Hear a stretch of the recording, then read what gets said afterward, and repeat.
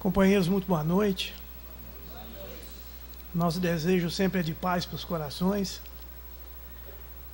e de que, com a mãozinha do alto, a nossa noite seja produtiva, que tenhamos um entendimento e, principalmente, eu sempre repito isso, a nossa fala, nossa pouca fala, mal falada ainda, deve servir mais de convite para nós estudarmos, conhecermos mais a doutrina espírita e principalmente o Evangelho, não é? Porque é uma necessidade intrínseca do espírito, a sua realização espiritual, antes de mais nada. O que alimenta o espírito são as coisas espirituais. As coisas terrenas, materiais, têm a função de nos proporcionar ensinamentos, são instrumentos de Deus para a realização do progresso, do crescimento, do desenvolvimento do ser, do espírito, da alma. São coisas transitórias, acessórias, passageiras, temporárias, e que de forma alguma conseguem nos alimentar a alma, né? Daí, quando buscamos apenas a realização material, de sentirmos uma espécie de vazio íntimo, uma angústia, algo que não se realiza, porque o espírito se alimenta de coisas verdadeiramente espirituais, do sentimento, da nobreza de alma, da realização, da piedade, do olhar sereno, da percepção do outro e tudo mais que nós possamos entender como realização espiritual. Na noite de hoje nós esperamos que possamos abrir as nossas mentes para essas poucas mal faladas palavras que traremos aqui, mas especialmente os nossos corações, para que possamos perceber o amor de Deus que nos envolve constantemente, para que possamos perceber, não receber, porque receber todos nós recebemos, mas perceber essa bênção que vem na forma de vibrações, de bons pensamentos, de energias que, sem sabermos, sem entendermos, e muitas vezes até sem querermos, renovam a nossa alma. A presença no centro é importantíssima. Existem muitas maneiras de se estudar, de aprender. Hoje o YouTube é um recurso extraordinário, porque há estudos de tudo que é tipo, de tudo que é gente, falando de tudo que é assunto, mas nada disso, embora seja importante e necessário, substitui a nossa presença viva no centro espírita. Kardec já afirmava isso, né? Qualquer templo religioso acaba gerando uma espécie de energia que nos alimenta, nós nos alimentamos uns dos outros. Então é importante essa presença e é importante abrirmos as portas da mente, do coração, para percebermos isso de maneira mais efetiva, para que isso nos proporcione um bem-estar, algo que vai como que renovar as nossas energias para a semana de luta. O Centro Espírita é um lugar onde nós buscamos uma reenergização, carregar as baterias para a vida, para a luta diária do cotidiano, porque é nessa luta, nessa vida comum do dia a dia, que é o cenário, é o palco das nossas realizações. No centro, a gente vem apenas buscar conhecimentos, fluidos benéficos, orientações, mas nós precisamos viver na vida lá fora, na família, na vida social, nas nossas profissões, não é? Hoje nós vamos falar um pouquinho sobre influenciações espirituais. É um tema palpitante, é uma coisa importante de se entender e é muito mal compreendida, porque existe muita fala, muito desconhecimento sobre o assunto, e nós vamos tocando as coisas, ora fazemos uma imagem fantasiosa das influências espirituais, tanto para o bem quanto para o mal, né? Ora entendemos que a nossa vida é totalmente tocada pelos espíritos, não é isso? Ora entendemos que isso não é uma realidade viva, e há muita confusão sobre isso. Nós somos muito imaginativos, muito místicos num sentido não tão profundo da palavra, e às vezes esquecemos da realidade material. É um conceito no budismo, por exemplo. Se você perguntar, muitos vão dizer: budismo não é uma religião, é uma filosofia. Mas muitos budistas dizem que é a religião do real, da realidade. Porque o homem tem uma dificuldade extrema, o homem, o ser, a mulher, a pessoa, tem uma dificuldade extrema muitas vezes de perceber a realidade da vida, a substancialidade das coisas. E muitas vezes, por termos uma vida que acreditamos acanhada, difícil, complexa, de não realizações, todos nós ainda carregamos uma coisa meio pessimista dentro de nós, muitas vezes nós caminhamos para esse campo do imaginário, né? Porque é muito interessante nós acalentarmos sonhos e ilusões e gostarmos de que esses sonhos e ilusões sejam realizados. Então é muito acalentadora a ideia de que alguém se preocupa comigo, de que eu tenho um espírito que me ajuda em todas as situações. Eu tenho um espírito que me ajuda em diversas situações, mas não em todas. Não pode tolher o meu livre-arbítrio, a minha capacidade de realização, de decisão, de escolha. Muitas vezes nós extrapolamos esse entendimento e achamos que tudo é espírito, que Deus nos tem uma consideração especial, diferente das outras, acreditamos em privilégios.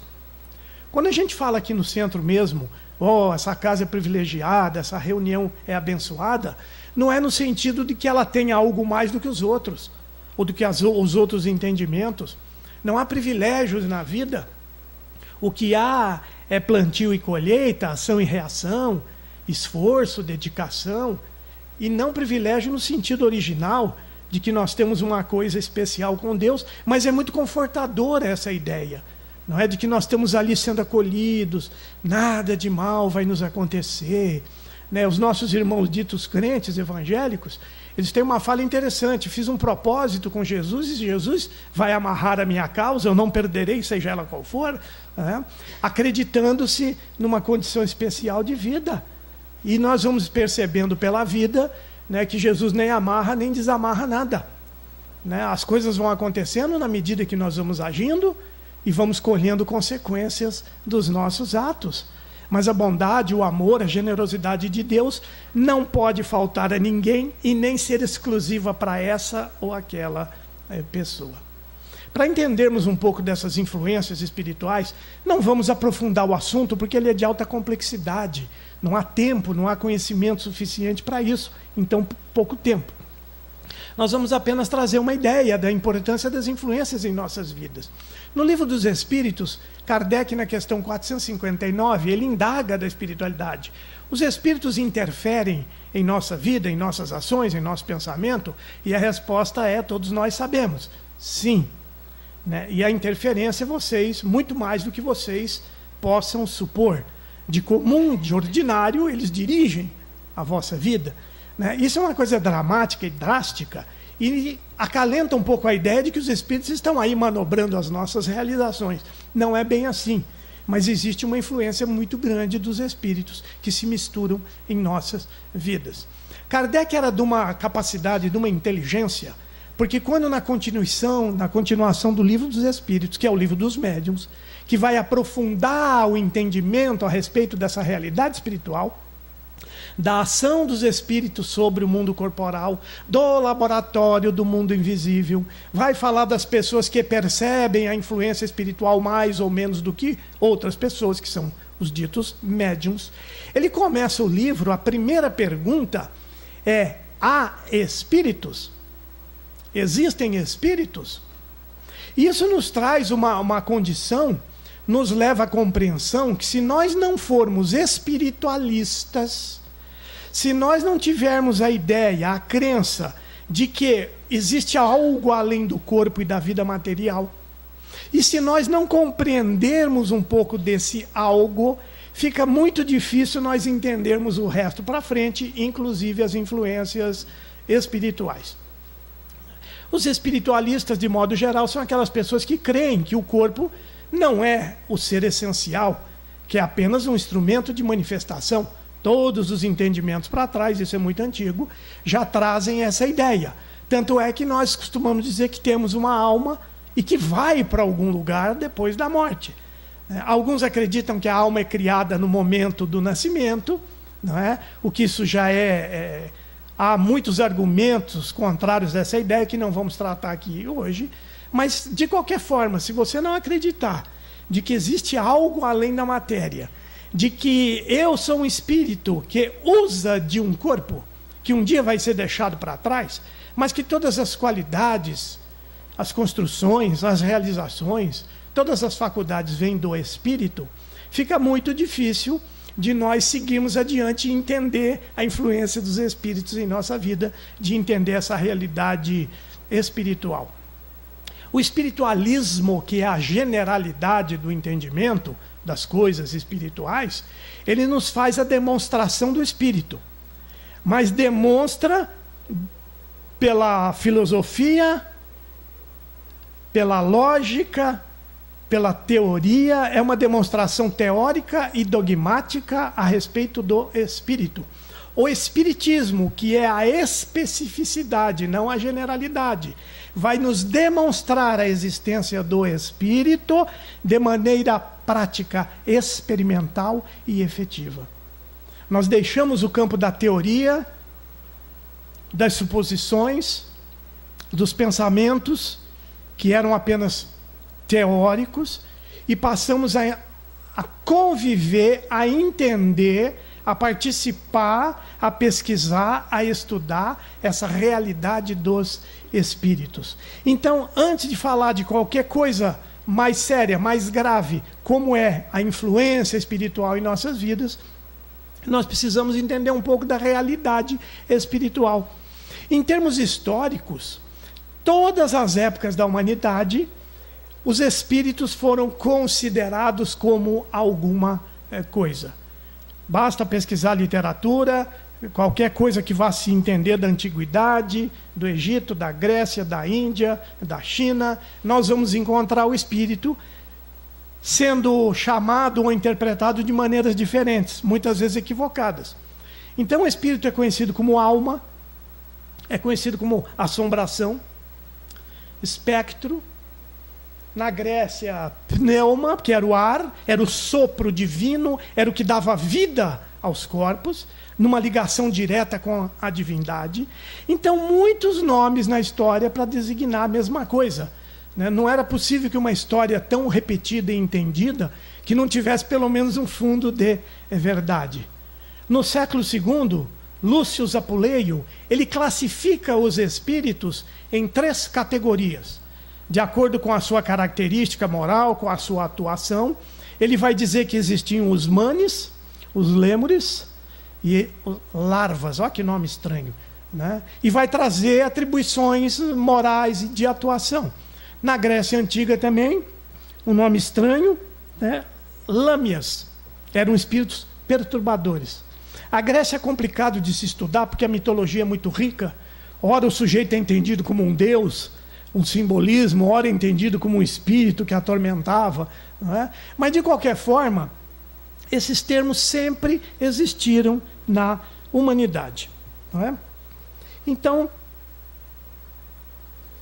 diz Kardec que uma das dificuldades maiores que se tem para conhecer dessa realidade do espírito, o primeiro entendimento que nós precisamos ter, olha o tanto que nós vamos falar para chegar na influência espiritual, não é? O entendimento que se tem do espírito, ele é muito incompleto, porque a maioria de nós pensa que o espírito é um ser à parte da criação, que é algo sobrenatural. Nós dizíamos, tudo que não era explicado por um entendimento comum, por uma lei, por uma pesquisa, por um entendimento científico, nós chamávamos até o espiritismo de sobrenatural, algo que está fora das leis da natureza. Tanto quanto se entendia que essas leis poderiam ser derrogadas, derrubadas, suplantadas, bastava que Deus quisesse. E nós fomos descobrindo com o espiritismo que não há nada que esteja fora das leis naturais. No Livro dos Espíritos, no capítulo das leis morais, Kardec indaga o que é a lei de Deus. E a resposta à lei de Deus é a lei natural.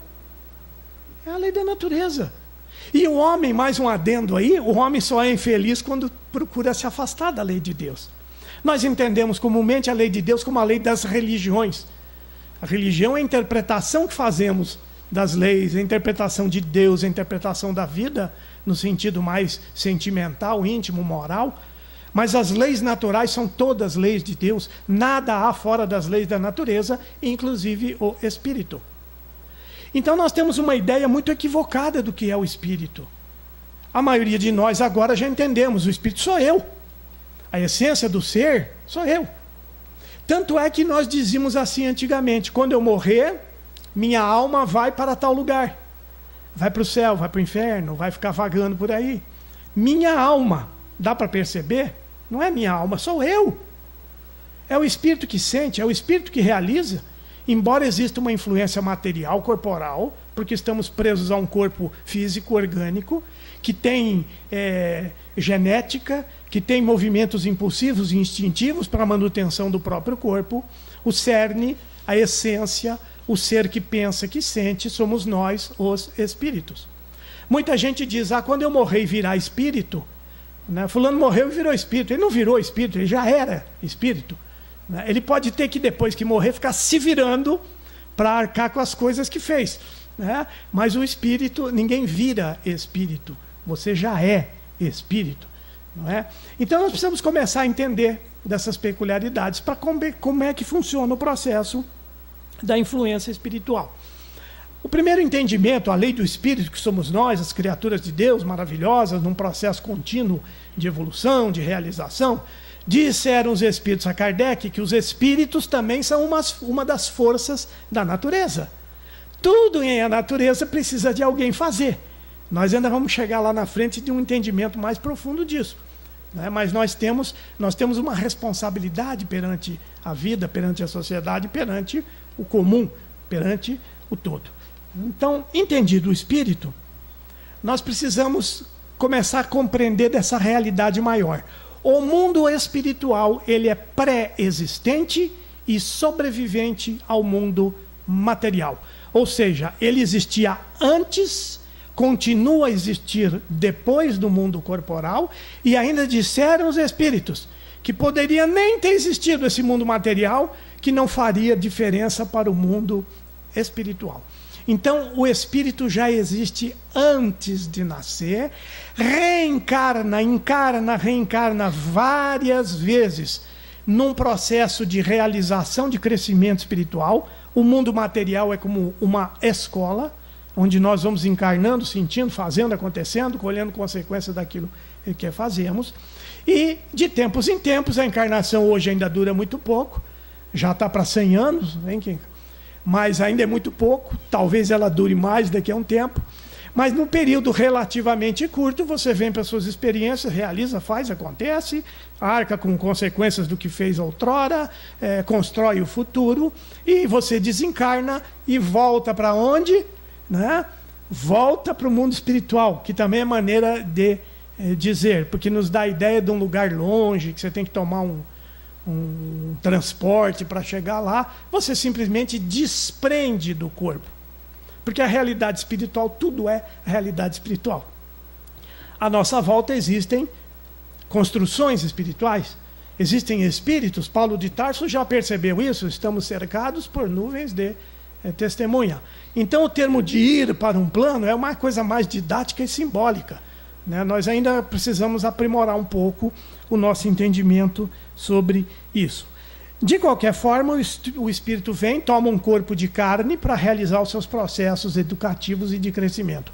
Entre uma encarnação e outra, o Kardec vai chamar esse período de erraticidade. E o espírito, quando está desencarnado, ele é um espírito errante. Para a nossa língua, dá uma impressão ruim. Porque quando se fala em espírito errante, o que nós imaginamos? Alguém que está no erro, alguém que está vagando por aí. Sabe aquelas ideias do espírito vagando pelo cemitério? Né? Tem gente que vai lá e diz assim, foi no cemitério, estava cheio de espírito. Só se for espírito bobo, né? Porque ele pode ficar em tantos lugares melhores do que ficar um ambiente tétrico, ruim desses. Né? Então, esse período entre uma encarnação e outra é que se chama de erraticidade. E muitas vezes, nós temos visto isso por aí, as pessoas encarando a erraticidade como um lugar. Na verdade, é uma condição. É o espírito que ainda precisa reencarnar na Terra, mas está desencarnado. É nesse momento, como há muitas moradas na casa do Pai, como o Espírito sopra onde quer, como disse Jesus, é nesses momentos que os espíritos se misturam nas nossas atividades. Nem todos. Nós sabemos pela literatura espírita recente de uns 70, 80 anos para cá, mas é recente para a história da humanidade, de maneira clara, porque isso sempre existiu, mas não era de conhecimento geral, não era tratado com tanta clareza e objetividade. Nós sabemos que existem cidadelas, cidades espirituais, que André Luiz vai chamar de colônias. Nós sabemos que há regiões entre uma colônia e outra que o espírito pode ficar ali. Regiões que muitas vezes projetam ideias, imagens de sofrimento. Há também outros mundos de realização. Quando o espírito não está em condição evolutiva de ascender, de ir para mundos melhores, ele permanece no ambiente psíquico da Terra, no ambiente espiritual da Terra. Então, nesse momento, é que se processam as influências espirituais. Uma coisa importante de compreender, que o ser encarnado, ele é composto de 3 elementos. O espírito, que é a essência, o perispírito, que é uma espécie de corpo espiritual, e o corpo propriamente falando. Uma das definições de perispírito é que é o laço que prende o espírito à matéria. O espírito, por falta de nome melhor, disseram os espíritos, imaterial, ele não consegue manusear essa matéria densa, pesada, por si só. Então ele precisa de um elemento intermediário, que geralmente o que é tirado do próprio mundo onde ele vai renascer. O perispírito é um corpo do espírito, cujos elementos constitutivos vêm do próprio orbe onde o sujeito vai reencarnar. Ele é um elemento que numa ponta, para simbolizarmos, teria alguma coisa próxima da sutileza do espírito, e na outra ponta teria alguma coisa próxima da densidade da matéria. É importantíssimo entendermos de perispírito, porque ele é o veículo de manifestação do espírito. O espírito sente, pensa, gera determinadas energias ou libera certos fluidos. Aquilo tem repercussão no perispírito, no corpo espiritual, e tem repercussão no corpo físico. Então, de dentro para fora vão sentimentos, vão pensamentos, vão idealizações. É um veículo de transmissão que chega no corpo e afeta o corpo, afeta as células, inclusive. Do ponto de vista de fora para dentro, tem as sensações. O corpo sente, passa para o perispírito, que passa ao espírito. Sensação é um trem complicado, porque é importante. As nossas percepções dependem muito das sensações exteriores. É o que proporciona aprendizado de uma série de coisas, que vai favorecer a libertação dos apegos, das viciações. Mas também é uma coisa complexa, porque o espírito costuma se viciar em determinadas sensações. E aí nós costumamos dizer que a carne é fraca. Não, isso é a carne, é meu corpo, é o impulso corporal, é a natureza animal que eu ainda trago em mim. Mas na verdade não é. Porque o corpo também é um veículo de percepção. Na verdade, o espírito gosta de determinadas coisas e práticas, experimenta a sensação, gosta muito e quer comer de novo, né? Quer fazer de novo, quer usar de novo. Né? Falei de comer porque eu me lembrei de um docinho de leite, que eu tenho um netinho lá que nunca tinha comido um doce de leite, e a pior tragédia que fizeram para ele foi dar um doce de leite para ele comer, porque ele só anda agora atrás, vovô, doce. Tem que ficar escondendo o doce do menino. Né? Então, é um processo importante, porque na influenciação espiritual, esse espírito que está nessa condição errática, que precisa reencarnar, mas ainda está no mundo espiritual, é o mesmo processo, ele só não tem corpo. Mas ele vai pensar, ele vai sentir, ele vai emanar fluidos, que nós muitas vezes chamamos de vibrações, de energias, ondas e raios de pensamento, tem vários nomes, não é? E isso vai passar para o perispírito, e se ele sintonizar, se houver um processo quase que de acoplamento entre perispíritos, o sujeito vai sentir aquilo que ele sente e pensar aquilo que ele está pensando no momento, não é? É importante entendermos disso para começarmos a delinear como é que se dão as influências espirituais. Apenas abrindo um parêntese para falar de corpo espiritual, quem acha que isso é novidade, perispírito. Perispírito, Kardec deu esse nome, peri, em volta do espírito, corpo espiritual. No Egito Antigo, ele era chamado de Ka.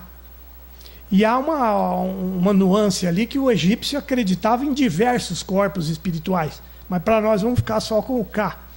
Na China, era o Ki. Para Pitágoras, carne sutil da alma. Para Aristóteles, corpo etéreo. Para Paulo de Tarso, corpo espiritual, o corpo incorruptível. Planta-se corpo em corrupção, nasce corpo incorruptível. Planta-se corpo carnal, nasce corpo espiritual. Então não é nenhuma coisa nova essa ideia de um corpo do espírito. Tanto quanto o termo médium e mediunidade. Ele é histórico. Em alguns povos, em alguns lugares, foram conhecidos os médiuns como oráculos, pitons, pitonisas, rishis, na Índia, uma série de outros nomes, profetas, magos, sibilas, né, se referindo ao processo da mediunidade, que é a capacidade de perceber os espíritos de maneira mais efetiva e de várias formas. Então agora chegamos com meia hora, tá bom, né? Na questão da influência espiritual. Como é que ocorrem as influências espirituais? Desses espíritos que ainda têm a obrigação de encarnar, mas estão no mundo espiritual, estão na condição de erraticidade, eles nos influenciam por pensamentos, sentimentos, e há influenciações fluídicas também. Em termos de pensamento, são as sugestões mentais, que nos chegam na forma de ideias nossas. Muitas vezes, ao termos uma determinada ideia, um pensamento, algo, uma intenção, um desejo, muitas vezes aquilo não é nosso. Muitas vezes é nosso mesmo. E Kardec pergunta, poxa, mas isso não é um entrave? Eu não identificar quando uma coisa não é minha? E se for um erro, e se for uma besteira? Ele diz, não, isso é da lei. É justamente por isso que você não tem que identificar, para que você possa agir com liberdade, para que você possa exercer o seu livre-arbítrio. Porque senão seria muito fácil. Vamos imaginar aqui que eu recebo uma ideia meio deletéria, danosa, de fazer um trem errado, atrapalhado, né? A ideia não é minha. Eu estou doido para fazer. Porque se eu aceitar a ideia, é sinal que eu estou mais ou menos equiparado espiritualmente, moralmente. Mas a ideia não é minha. Eu vou lá e faço. Depois, na hora que der problema, o que eu vou dizer? De quem foi a culpa? Que nem irmão quando sai briga em casa e a mãe chega brava, e o irmãozinho põe a culpa no outro. Não é assim? Hein? Ó, eu fiz, mas foi ele que mandou. Se tiver que dar uma coça, hoje não dá mais coça não, né? Não tem mais isso ou tem? Hein? Se tiver que dar uma coça, dá nele, que foi ele que mandou. Então é importante que nós não saibamos de onde vêm as ideias, porque nós temos um livre-arbítrio, a capacidade de decisão, faço ou não faço. E nós vamos entender depois que em todo processo de influenciação, que vai ser chamada, num caso mais grave, de obsessão, ele só existe porque a pessoa abre portas, abre janelas da alma para sintonias espirituais menos felizes. Então é por isso que nós vivemos afirmando que não há um processo obsessivo que venha de fora. É a pessoa que se deixa obsediar, mal influenciar. Não, olha a importância do assunto e da problemática.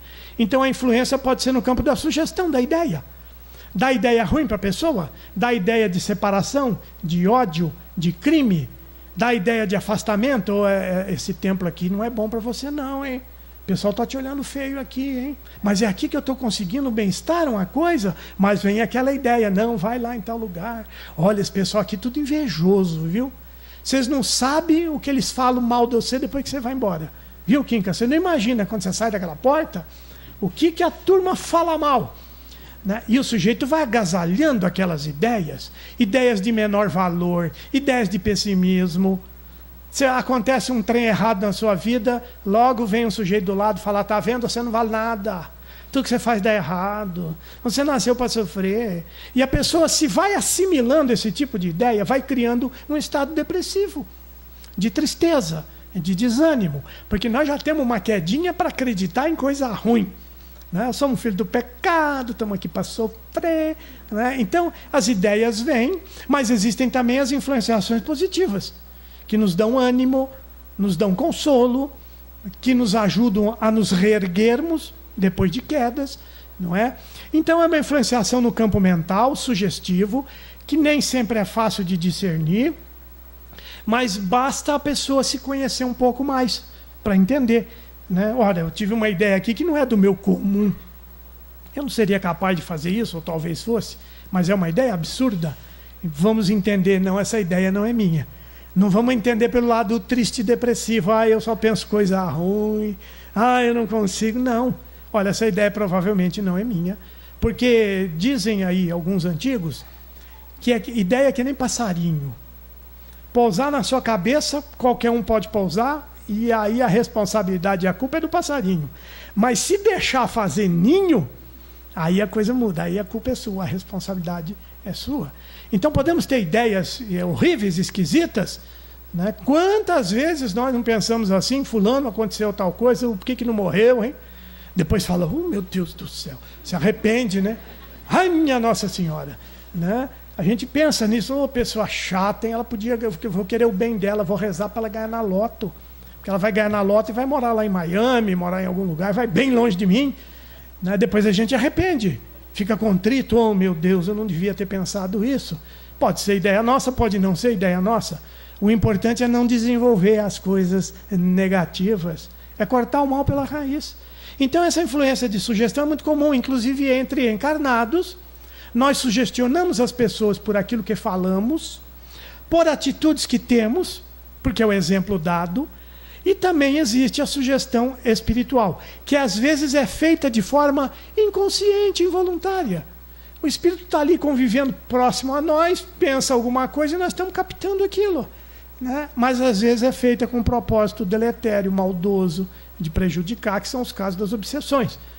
A obsessão é um termo que Kardec cria para designar o desejo que o sujeito tem de mandar no outro, o império que deseja ter sobre o outro, e quase sempre para fazer o mal, né? Por vários motivos. Vingança de problemas do passado, sentimento de fazer justiça, pode ter uma série de coisas que levam a isso.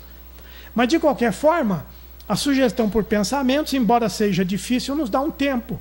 Por isso que é importante, antes de agir, pensarmos bem sobre as coisas.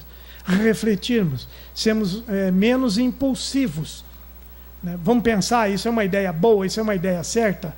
Eu gostaria, olá, como vai, Solange? Eu gostaria de realizar isso mesmo?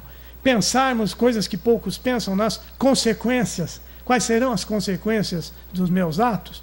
Porque às vezes a mente está totalmente submersa nos seus sonhos, ilusões, desejos, paixões, prazeres, e nós não pensamos nas consequências, mas tudo que é feito gera uma reação, uma consequência. Então esse caminho é mais sereno. Mas existem também influenciações de ordem fluídica, ou energética, ou de vibrações, ou de, como dizia Kardec, ondas e raios de pensamento. Kardec nos traz uma ideia que já era antiga, de um fluido único que envolve todas as coisas no universo, que ora ele vai chamar de fluido cósmico universal, ora vai chamar de matéria primitiva cósmica, da onde são tiradas todos os tipos de matéria, que são transformações desse mesmo único fluido. Nós começamos a entender isso a partir de Einstein, que nos traz a ideia de que matéria é energia condensada, não é? E hoje já vão se desenvolvendo com a física quântica, já vão começando a entender dessas transformações. Estamos muito longe ainda da percepção real, mas já é um caminho de compreensão. Ao pensarmos e sentirmos, a alma, Kardec chamava de fluidos, emite fluidos da própria alma, do espírito. Nós podemos chamar de vibrações, de energia ou qualquer outro nome que queiramos. O importante é entender a essência da coisa. Nós vamos transformando esse fluido cósmico que originalmente é neutro, não é nem bom nem mal, não tem característica nenhuma. Nós vamos transformando, dando teor, dando conteúdo daquilo que pensamos e sentimos. Então, em termos morais e espirituais, o conteúdo pode ser a essência daquele fluido transformado, ele pode ser tantas quantas forem as iniciativas do sentimento. Tantos quantos forem os sentimentos, pode ter uma característica moral diferente, de ódio, de raiva, de inveja, disso, daquilo. E no plano físico, isso Kardec explica no livro A Gênese, nós devemos entender, porque é a compreensão, inclusive, do sistema do passe. Ele vai dizer que os fluidos emitidos ou transformados pela alma têm características físicas. Eles podem ser calmantes, excitantes, soníferos, adstringentes, aquilo que comprime, podem ser benfazejos, nos trazer bem-estar, podem ser malfazejos, nos trazendo mal-estar. Então, nesse sentido, a coisa começa a se complicar. Porque o espírito em desajuste, em desalinho, num drama profundo de depressão, de tristeza, disso, daquilo, desencarnado, no chamado mundo espiritual. Ele vai emanar continuadamente essas energias, esses fluidos, essas vibrações em desarmonia. Ao chegar perto, ao se aproximar de uma pessoa, muitos de nós vamos captar por afinidade, por estarmos também meio para baixo, por sintonia, né? Vamos começar a absorver aquela energia que aquela pessoa desencarnada está gerando. E isso vai nos afetar pelo mesmo princípio. Ele está triste, ele está deprimido, mas é o seu espírito, é a sua alma que está assim. Mas isso passa, repercute no perispírito, e ao concluir uma ligação de perispírito a perispírito, aquilo passa para nós também. O perispírito é ligado ao corpo físico no momento da concepção intrauterina, algumas horas depois dessa formação do ovo, do óvulo. Alguns momentos depois que existe a integração, uma emanação energética puxa o perispírito e ele vai se ligando molécula a molécula ao corpo físico e atua no organismo pelo sistema nervoso central. O espírito, ele só não tem o corpo, mas ele tem perispírito. Ao promover essa ligação fluídica de perispírito a perispírito, ele pensa e sente, passa no perispírito dele, vai no perispírito do encarnado e passa para o corpo do encarnado. Então ele passa a ter os mesmos sintomas. Se a sintonia for mais fina, for mais perfeita, ele passa a sentir. Muitas pessoas sofrem desse mal. Pensam em doenças físicas. O sujeito desencarnou há pouco tempo por infarto agudo do miocárdio. E ele sente a dor, porque não há dor física no espírito, mas há dor moral. A sensação está ali no perispírito. E ele aviva aquela sensação, porque está lembrando daquele momento, ele não consegue sair daquele circuito mental que está preso na imagem do acidente, da dor, da morte, disso, daquilo. Ele mantém aquela sensação de dor. Ele está pensando, ele está sentindo. E ao se aproximar de um encarnado, é muito comum que o encarnado sinta, especialmente se for uma pessoa mais sensível. Então ela vai sentir aquela dor no peito, aquele desconforto. Ela corre para o médico, chega lá no pronto-socorro, falta de ar, olha, faz exame, dá um remedinho, dá um calmante. Olha, o senhor tem que procurar o cardiologista. Aí vai lá, faz um monte de exame, não aparece nada. Aí se a pessoa na outra semana tem uma crise no fígado, no estômago, ela vai ser taxada de hipocondríaca, porque esse homem vem aqui toda semana com uma doença diferente. Isso é coisa da mente, é psicossomático. Pode ser, porque existem doenças psicossomáticas. Existe a hipocondria, com certeza, mas muitas vezes é uma influência involuntária espiritual. Da mesma forma ocorre quando a influência é voluntária e tem um objetivo de prejudicar uma pessoa, um grupo, uma associação, um país inteiro, uma família, porque aí os espíritos sabem o que estão fazendo. Mas o processo é sempre o mesmo. E existe na influência espiritual uma ideia muito forte que é de se aproveitar das imperfeições da pessoa. Então, muitas vezes, um espírito quer derrubar um sujeito, jogá-lo na lama, acabar com sua vida familiar, e ele tem uma quedinha para esse vício ou aquele, eles ficam incentivando no campo da sugestão.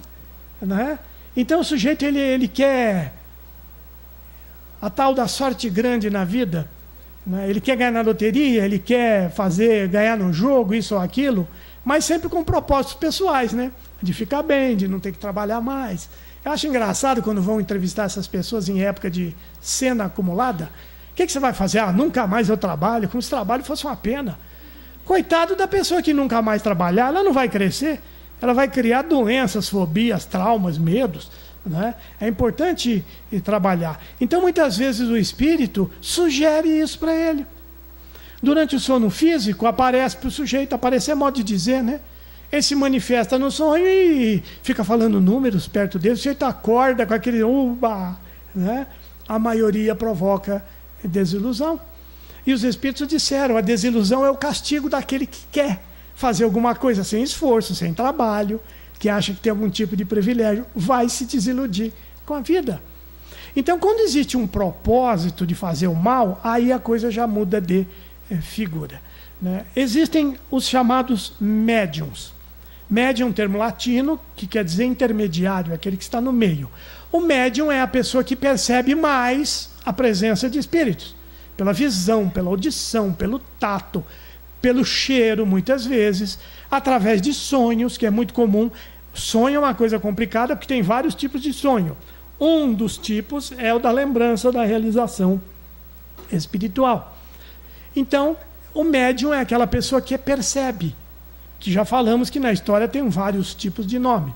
Mas Kardec diz no livro dos médiuns que todo mundo é mais ou menos médium, porque é uma faculdade humana. Todo mundo tem maior ou menor sensibilidade para perceber uma presença, uma interferência espiritual. Mas para finalidade científica e didática, Kardec diz que só chamaria de médiums aquele que tem essa faculdade muito patente, que tem manifestações inequívocas, que quando é muito patente e inequívoco, quase sempre vem desde criança. Não há época para isso eclodir, essa faculdade de perceber os espíritos. Pode ser desde a tenra idade até a maioridade, ou a pior idade, né? Na velhice, pode ser em qualquer época, e isso se manifesta. Existem estudos preciosos, vocês vão achar no YouTube, do Dr. Sérgio Felipe Oliveira, que faz 25 anos que estuda medicina e espiritualidade, é professor catedrático da USP, botou seu curso gratuitamente no YouTube, fala muito de glândula pineal ou de epífise, fala muito da mediunidade em si, fala muito de transtornos da alma ou transtornos mentais que são confundidos com mediunidade. Então eu recomendo que se estude esse assunto, porque talvez ele hoje seja o maior pesquisador da área no Brasil. Tudo com processo científico, técnico. O homem faz palestras pelo mundo inteiro. É um sujeito jovem ainda, por volta dos 50 anos. Eu ainda chegarei nessa idade, viu, Quinca? E são conhecimentos importantes de se entender, porque existe toda uma mística, uma imaginação fértil a respeito de influências espirituais e de obsessões. Kardec classifica as obsessões em 3 níveis. A obsessão simples, aquela que não tem um motivo expressivo, não tem um objetivo prático. Nós estamos aqui conversando, fala mal de alguém, de um advogado, passa um advogado desencarnado. Nós temos muita mania de falar mal dos outros, não sei porquê, né? Aliás, nós entendemos de tudo, né? Todos nós temos dentro de nós, viu, Tião? Nós temos um administrador público, um técnico da seleção brasileira, né? E um médico. Então nós fazemos prognósticos, diagnósticos, né? E isso dentro do espiritismo é uma praga, é uma imprudência, uma leviandade. Então existe toda uma mística. Há essa obsessão simples, fácil vem, fácil vai. Há uma obsessão intermediária que é a pior de todas, que é a fascinação. O espírito quer destruir, derrubar, prejudicar, atrapalhar a pessoa, uma instituição, seja lá o que for. E a fascinação é aquela adulação, aquele jogar de confetes, né? Aproveitando do que da pessoa? Da sua vaidade, do seu orgulho. Nossa, como você é importante, como você é bom. Essa turma aqui não te merece, né? A sua família não reconhece o seu valor. Olha, tanto esforço que você faz para cuidar da sua família, né? Então o sujeito começa a se achar, é o pavão. Ele começa a achar que é uma beleza, é um processo obsessivo, que só acontece em pessoas que são levadas pelo orgulho, pela vaidade, que perderam o senso crítico, o senso de realidade, que se acham melhores do que os outros. Daí a importância de Jesus no Sermão do Monte, nas bem-aventuranças, ter colocado a humildade em primeiro lugar. Bem-aventurados os humildes, né? Os humildes vão herdar a terra. A humildade não é o complexo de minhoca, né? Eu estou sempre rastejando, sou pior do que tudo, sou pobrezinho. Humildade é um sentimento que te dá a real dimensão de quem você é, das suas qualidades, das suas deficiências, das suas dificuldades. Por isso que o humilde jamais senta nos primeiros lugares, disse Jesus, né? Porque pode chegar alguém mais importante do que ele e ele passar pelo constrangimento de ser trocado de lugar, né? O humilde sabe, é um simbolismo, sabe qual é o seu lugar. Nem de mais, né? Mas também nem de menos. Espera lá, né? Porque as religiões trouxeram uma ideia equivocada de que tudo é sofrimento. Você, para ser agradável a Deus, tem que ser pobre, pobre de alma, pobre de recursos materiais, que tem que andar desprovido de tudo, né? Aí você não pode ter 2 roupas, porque uma é suficiente, né? A moda já acabou, milhões vão perder o emprego, né? Os barbeiros todos ficarão sem emprego, né? Já é todo mundo barbudo, cabeludo, quer dizer, barbudo e cabeludo, né? Existe um nível de percepção que nos leva a esse equívoco. Há muitos religiosos ditos de carteirinha, que são pessoas quase que imprestáveis, perdoando o termo, né? Que são pessoas moralmente muito ruins, que têm a religião como uma prática profissional de fora, da boca para fora, mas não vive aquilo na intimidade. Precisamos tomar muito cuidado com isso, não é? Existe então essa fascinação e depois o grau pior, que é a subjugação. Kardec usa o termo subjugação para que não se entendesse o que se usava na época de possessão, porque a possessão dá a ideia de possessão demoníaca, de que existe ser do mal que toma o seu corpo, e dá a ideia triste de coabitação. 2 espíritos habitando o mesmo corpo. Isso não existe. Existe uma ligação profunda. Às vezes um processo parasitário ou simbiótico de um espírito com outro. Mas não existe a coabitação. O corpo é do espírito que nasceu nele, não é? Mas depois, em outros escritos, em outros livros, nos textos da Revista Espírita, ele vai usar o termo possessão. Porque o que acontece é isso, é um domínio. A influenciação fluídica é tão grande que vai criando laços mais duradouros, e como pelo perispírito do espírito, ele tem acesso no perispírito do encarnado, que tem acesso no sistema central, sistema nervoso central, ele subjuga, ele domina o espírito. Muitos crimes que são praticados estão sob o domínio da obsessão de subjugação. O juiz não quer fazer aquilo e é obrigado. Kardec nos conta um caso dentre vários, que nós sempre nos lembramos. O sujeito ia andando normalmente pela rua, isso lá em 1850, imagine só. Ele viu uma mulher passar, imediatamente ele se ajoelhava e pedia a mulher em casamento. Olha que constrangimento. 1850, né? Eu sempre brinco com isso, não consigo evitar. Que se fosse hoje, tem muita mulher chamando o sujeito. Vem aqui. Assim como tem muito homem também, né? Mas, de qualquer forma, e o sujeito relata, ele sentiu uma pressão nos joelhos, os joelhos dele eram dobrados sem que ele quisesse. E, de repente, o espírito começava a falar através dele. Então, era um constrangimento. O espírito queria que ele passasse vergonha, né? Então, era um constrangimento. Então, existem esses graus de influenciação, mas o pior deles é a fascinação. Porque quando o sujeito está obsediado em grau acentuado, ele tem sinais físicos. Ele passa mal, ele tem convulsões, ele tem dramas que se manifestam no corpo. Então você identifica, olha, há aí um processo qualquer. E você vai tomar providência. Geralmente é assim, leva ele no centro espírita. Vai no médico, não dá jeito, aí leva no padre, não dá jeito, aí vai no centro espírita, não dá jeito, aí vai no centro espírita mais forte, aí vai na Umbanda, vai no Candomblé, vai achar até que acha um que dá jeito do sujeito, né? Mas na fascinação não há sinais exteriores, né? Então isso é uma coisa dramática. Quando dói alguma coisa, quando tem uma perturbação qualquer, nossa, o tempo passa rápido. Eu vou procurar um recurso, um tratamento, mas quando o troço é de alma, é a exacerbação da minha vaidade, do meu orgulho, da minha ideia que eu sou um privilegiado, já fica mais difícil você distinguir. Só médium sofre obsessão, porque o Kardec trata da obsessão no capítulo da mediunidade. Todos somos mais ou menos médiuns. Só médium efetivo, aquele que sente muito, que vê muito, sofre obsessão? Não. A influenciação espiritual acontece em qualquer tipo de pessoa, de idade, de religião, de sexo, seja lá o que for. É uma influência que você assimila, aceita por qualquer razão. A mediunidade está associada a perturbações? Não. Mediunidade, o próprio Kardec fala isso, mediunidade não é doença. Se não é doença, não precisa de remédio, não precisa de tratamento e não precisa de cura. Mediunidade é uma faculdade humana como todas as outras que nós temos, mas que agora, nesse tempo, nós estamos começando a entender e até utilizar mais. E é uma coisa complexa, porque como todos nós temos esse médico dentro de nós, a pessoa acaba vindo parar num centro espírita e nós geralmente fazemos um diagnóstico equivocado, imprudente, de que a pessoa tem um processo obsessivo ou de que ela é médium. Ela é médium e ela precisa desenvolver, porque ela está tendo perturbações momentâneas. Então pega a pessoa e soca dentro de uma reunião mediúnica, que é uma coisa contraindicada para a pessoa que está em perturbação, depende do grau de perturbação, e fica com essa ideia que é plantada na cabeça das pessoas. Tem muita instituição que faz isso. Em algum momento nós mesmos já fizemos isso, é provável. Né? Tem uma perturbação qualquer, e esse Dr. Sérgio Felipe de Oliveira vai nos dizer que mesmo dentro da medicina, há sintomas de transtornos dessa ou daquela ordem que são semelhantes.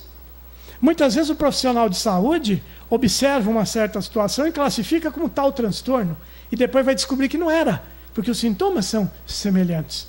Muitas vezes a pessoa tem um desequilíbrio, um desajuste que é dela.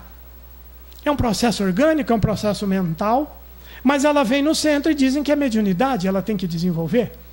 E isso aí também vai um processo de vaidade. Lastimo dizer isso a vocês, porque geralmente eu não tenho facilidade para aceitar a doença em mim, né? É muito melhor eu achar que ela é provocada por um espírito, por alguma coisa fora. Até me lembrei de você, Kinka, que você falou no começo, para a gente agradecer aos nossos órgãos pelo perfeito funcionamento. Né? Na hora eu me lembrei do meu pâncreas. Falei, vou agradecer a todos os meus, mas o pâncreas eu não vou agradecer, porque ele anda meio preguiçoso no seu trabalho. Ele não anda realizando a sua tarefa. Está certo que provavelmente fui eu mesmo que o prejudiquei, coitado. Esse funcionário foi maltratado pela administração geral. Né? Mas eu não vou agradecer muito a ele, não. Então, muitas vezes, nós temos dificuldade de assumir que nós temos dificuldades, transtornos. E uma outra coisa grave, já encerrando, nesse campo da sintomatologia, porque como esse médico dentro de nós costuma fazer o diagnóstico, eu tenho determinado a transtorno de ansiedade, que é uma doença séria, um desajuste, que precisa de tratamento, que ocorre, tem toda uma sintomatologia própria. Às vezes eu tenho alguns desses sintomas por estar vivendo uma situação qualquer, única, específica. Vou fazer uma prova de vestibular, vou fazer uma prova para um concurso, vou ter uma entrevista de emprego, vou tirar carteira, vou ter uma conversa difícil com alguém. Então isso gera um estado de uma ansiedade temporária passageira, um medo, uma insegurança, uma angústia. Mas não quer dizer que eu tenha transtorno de ansiedade. Assim acontece com diversas doenças. Às vezes a gente se sente meio triste pela dificuldade da vida, pelo embate das coisas, nos sentimos meio depressivos, meio down, meio para baixo, meio desanimados. Aí eu recomendo, venha ao centro, que isso ajuda muito. Tome lá seu passe, escute uma conversa que nos eleva, né? E aí eu já faço o meu diagnóstico. Estou com depressão. A pessoa não sabe o que é depressão. Ela não entende a gravidade do problema, que há causas mentais, há causas fisiológicas. Podem haver causas espirituais, com certeza, né? Mas nós vamos fazendo o diagnóstico. A pessoa chegou meio desajustada, soca numa reunião mediúnica, ela nunca ouviu falar disso. Né? Daqui a pouco o desajuste passa, acabou. Aí ela vai dizendo, esse centro é bom, hein? Olha, tomei 5 passes lá, mudou a minha vida. Claro, saiu daquele instante depressivo, momentâneo, né? Melhorei a minha vida. Nós podemos melhorar a nossa vida a qualquer momento, mantendo um pensamento saudável, positivo, tendo esperança para com a vida, acreditando em Deus, acreditando na vida, acreditando nas pessoas. O momento de oração, que é tão desvalorizado. A oração é aquele momento que você eleva a alma, abre o coração, melhora as percepções. É uma verdadeira higienização da mente, da alma. Nós podemos ler um livro que nos traga fatos que são exemplares, emocionantes. Às vezes você vai ver a vida de um tido como santo, você vai ver a generosidade. Né? Vocês conhecem a história de Fabiano de Cristo? A idade é belíssima. Né? Ele, para um homem de muito sucesso, de riqueza, de prosperidade material, um belo dia ele se vê constrangido, apiedado de um sujeito que estava caído na rua, e ele pega o sujeito, a exemplo, não é à toa que as coisas acontecem, a exemplo da parábola do bom samaritano. Ele leva o sujeito para uma pensão, para uma hospedaria, providencia uma alimentação. O sujeito estava num estado febril e, de repente, provavelmente, num estado mediúnico, o sujeito começa a conversar com ele. Que bom que você voltou para a nossa tarefa. Como nossa tarefa? O senhor me conhece? O senhor nem me conhece? E aquele espírito que falava através dele vai dizendo, né, da importância que ele tinha uma tarefa espiritual, que ele deveria vender todos os seus bens, se livrar do peso material, e ele então vai para uma ordem sacerdotal, messiânica, monástica, e vai ser o servidor dos pobres, dos doentes. Trabalha quase 30 anos numa enfermaria de um determinado lugar, né? Fazer questão de passar a noite em claro, cuidando dos doentes. Tanto é que existem muitas instituições com o nome em homenagem a Fabiano de Cristo. Um processo mediúnico, um chamamento, provavelmente para o qual ele já tinha adredemente combinado, mas que tinha se perdido pelos chamamentos da vida, pelas ilusões da vida. É uma história belíssima, procurem isso, vocês acham na internet, porque o diálogo dele com o Espírito é emocionante. Então, muitas vezes, ao tomarmos conhecimento de um caso desses, ao lermos uma obra de cunho moral, espiritual, que nos eleva, não adianta mandar ele cortar, que ele não corta. Vamos parar de ler essa bobajada que só fala em treva, sede das trevas, fim do mundo, espírito me persegue. Para com esse trem. Vamos ler. As obras clássicas antigas do Espiritismo são maravilhosos. Romances como Paulo e Estevão, que conta a vida de Paulo e um pouco de Estevão, que são na forma de romances, mas trazem uma realidade espiritual extraordinária. Há tantos livros que são motivadores, há tantas pessoas que têm vidas exemplares. Então o que nós temos que fazer é localizar livros, pessoas, atividades e atitudes que nos fazem bem. Larga essa porcariada de televisão para lá. Não tem nada contra a televisão, até gosto muito, né? Mas infelizmente jornal só traz notícia ruim. E nós vamos ficando com aquela ideia. Um dia tem um organismo internacional aí que eu já estou contra, que ele vai dizer que no futuro, devido ao excesso de população, à falta de alimento, seca, não sei o quê, não sei o quê, não sei o quê, que as pessoas deveriam se preparar, pesquisar, entender de como é que nós vamos aproveitar os insetos, a proteína dos insetos para nos alimentar. Falei, olha que coisa boa. Ele quer voltar lá no tempo da grande fome, que não tinha comida. E deveriam pregar, mundo, fiquem menos egoístas, menos materialistas, reparta o que você tem em excesso, trabalhe o meio ambiente com carinho, com dedicação, não destrua as coisas, que não vai faltar alimento para ninguém, não vai faltar mundo melhor para ninguém. Nós precisamos acabar com essas ideias toscas, pessimistas. O mal está no egoísmo humano, no seu orgulho, na sua vaidade exagerada, na sua ganância, na sua inveja, na sua ambição. Esse é o nosso problema. O resto é tudo acessório, paliativo. O dia que o mundo quiser, eu garanto que não vai gastar 15 dias, talvez um mês, para resolver toda a problemática que existe. Basta que haja menos egoísmo, mais acolhimento nos corações, mais preocupação de uns para com os outros, ou que possamos viver e evidenciar a grande, magnânima proposta de Jesus, que é preciso amar a Deus, é preciso amar ao próximo, como a si mesmo, mas do jeito que ele nos amou. Na verdade, o único mandamento que Jesus trouxe, um novo mandamento vos dou, que vos amem uns aos outros como eu vos amei. O dia que nós descobrimos isso, a importância, o tanto que isso nos faz bem e o tanto que melhora o mundo, nós vamos ter resolvido toda a problemática humana. Tudo começa do nosso egoísmo. Muito obrigado pela paciência, desculpe o estender da hora, mas a maioria de vocês estava em férias, feriados emendados, descansaram bastante, então agora merecem um castigo espiritual. Eu deveria sair daqui 11 horas, mas como eu sou bondoso, mais ou menos, vou liberá-los agora. Muito obrigado pela atenção, pela dedicação, por estarem aqui nos ajudando a realizar esse encontro extraordinário que acontece todos os dias nessa casa de trabalho, de realização, de amor, de doação. Muito obrigado.